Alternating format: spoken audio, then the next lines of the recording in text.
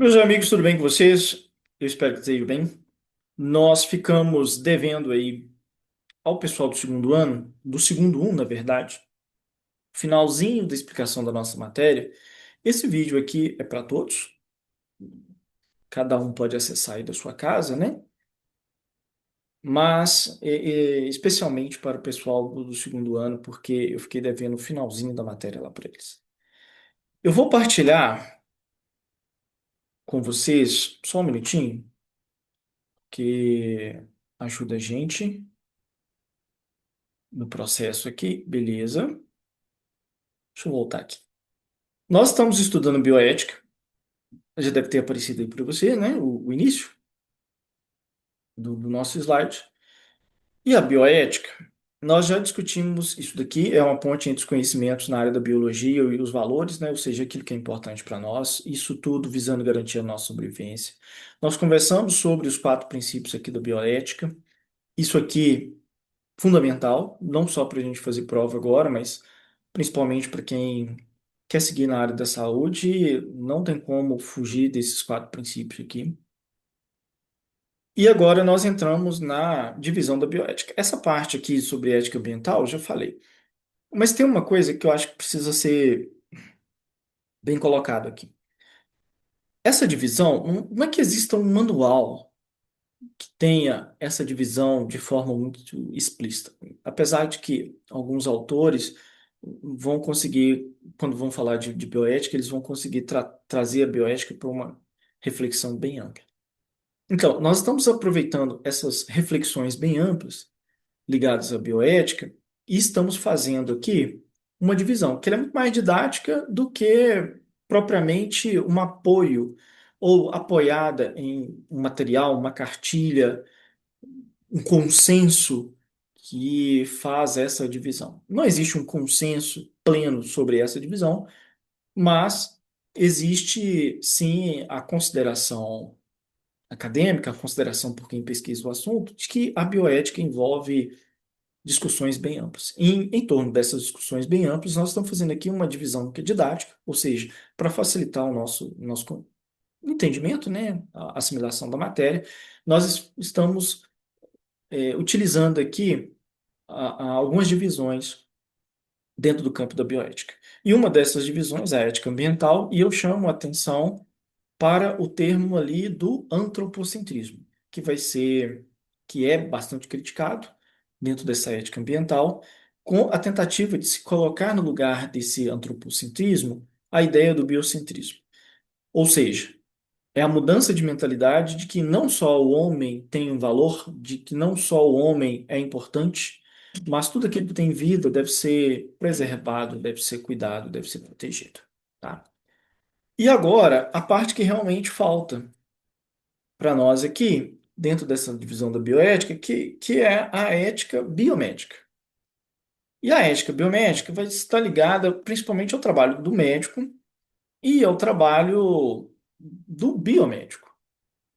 Lembrando que o médico, a gente está mais habituado ao trabalho dele, é esse que você passa mal e, né, procura um hospital e ele vai te atender. E o biomédico, ele não está ligado ao acompanhamento, ao tratamento, ao atendimento, né, ao paciente. Mas ele está ligado mais ao trabalho de pesquisa, por exemplo, na, na busca por cura de doenças, questão, por exemplo, de vacina, né, de produção de vacinas, ou de estudos, melhor dizendo, sobre vacinas, e por aí vai. Então, o trabalho do biomédico é como se ele fosse anterior ao trabalho do médico. Mas, então, a ética biomédica vai estar ligada principalmente ao trabalho desses dois. E aí, quando eu falo médico, eu falo todo mundo envolvido nesse atendimento, né? Da saúde. O enfermeiro, o técnico de enfermagem e por aí vai. Bom, então vamos lá. Já que a ética biomédica está ligada a esses profissionais da área da saúde, nós entendemos assim que são muitos assuntos e muitos temas que envolvem o trabalho desses especialistas. Mas nós vamos destacar aqui alguns pontos para que isso fique bem claro, né? Para que lado que correm as discussões. Nós vamos destacar aqui a eutanásia e a distanásia. Eutanásia estamos mais acostumados, né? Com esse termo. A eutanásia está ligado à questão da interrupção da vida, mas uma interrupção assistida. E aí, obviamente, assistida por um hospital, por gente especializada, por médicos e por aí vai. E a distanásia, que é o contrário, que é o prolongamento da vida de forma artificial, com medicamentos, com aparelhagens, e aí a pessoa não tem muita expectativa e às vezes se encontra numa situação de bastante sofrimento, e mesmo assim a vida dela está ali sendo prolongada por aparelhos. Então a discussão é essa, né? Sobre vale, é possível, é lícito, é moral o sujeito querer interromper a vida dele e ter um acompanhamento médico para que ele morra. E também a discussão sobre até que ponto, considerando o benefício para o próprio paciente, o prolongamento da vida de pessoas em situações muito delicadas e de muito sofrimento. A pesquisa com os seres humanos. Outra questão importante para a gente discutir.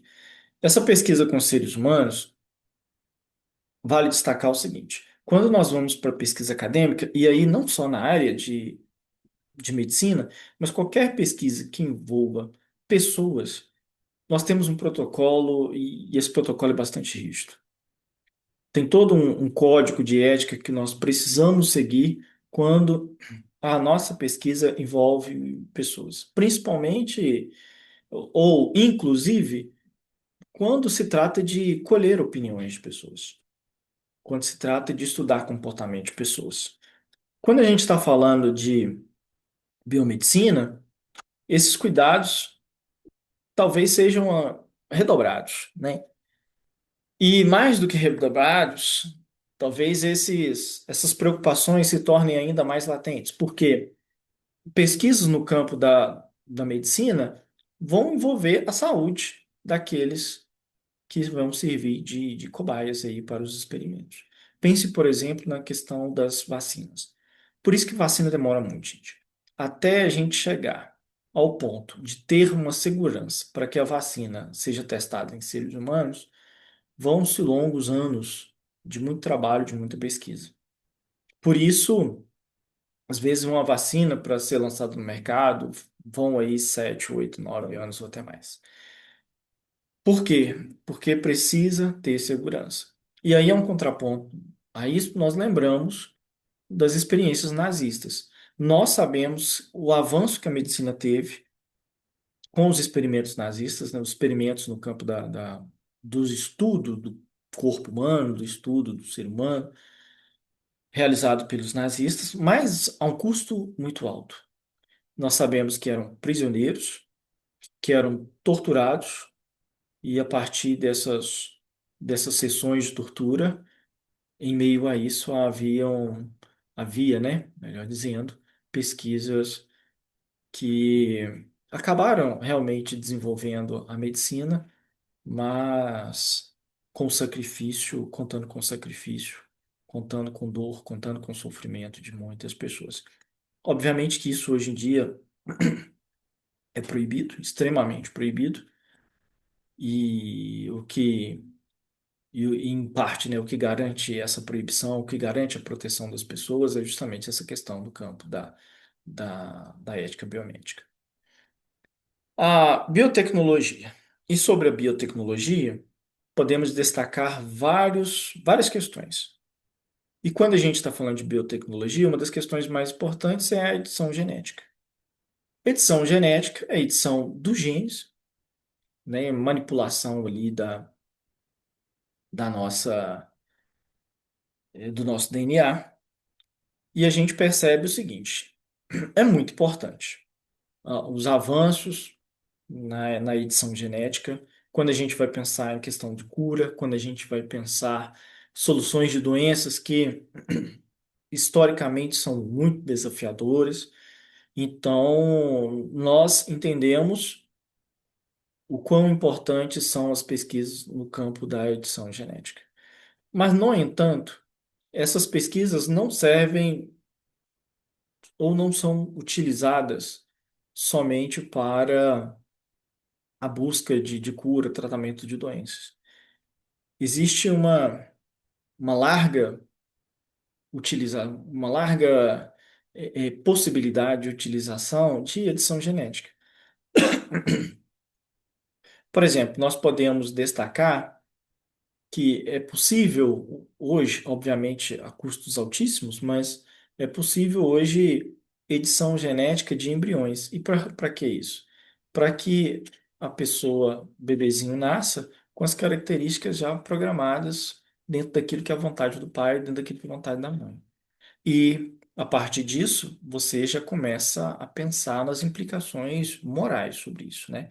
Se você tem uma pessoa de certa forma, artificialmente modificada para ser alguém melhorado na nossa sociedade, e ainda mais numa sociedade que já é, pela sua própria dinâmica, muito injusta e muito desigual, você já começa a pensar de forma muito, né, muito clara que esse tipo de procedimento só aumenta, só causaria ainda mais, só agravaria ainda mais as nossas desigualdades, né?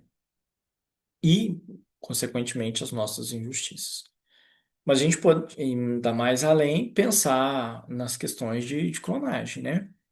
O quanto que isso, o quanto que isso tem implicações assim extremamente importantes e extremamente graves do ponto de vista da ética, do ponto de vista do direito e por aí vai, tá? Então, é claro que nós não abarcamos tudo sobre a ética biomédica, pincelamos aqui algumas coisas que são que talvez notadamente são mais presentes, assim, são mais latentes, né, na discussão que nós precisamos tecer aqui, mas aqui já dá uma clareada para nós sobre por que a ética biomédica é tão importante para nós. Sobre a questão da eutanásia, tem um filme chamado Menina de Ouro, muito legal, legal do ponto de vista assim de ser interessante da discussão, né? Porque a história da menina é muito trágica, é um pugilista, acaba tendo sérios problemas e aí tem uma discussão sobre eutanásia. E também tem um outro filme mais bonitinho, mas que também traz essa discussão da eutanásia, que é o Como Eu Era Antes de Você. Para quem não assistiu nenhum desses dois filmes, fica aí recomendado sobre essa discussão e como que cada filme, à sua maneira, aborda esse tema, tá? Então é isso, galera. Valeu. Um abraço para vocês e a gente se vê. Sala, tá bom? Tudo bom.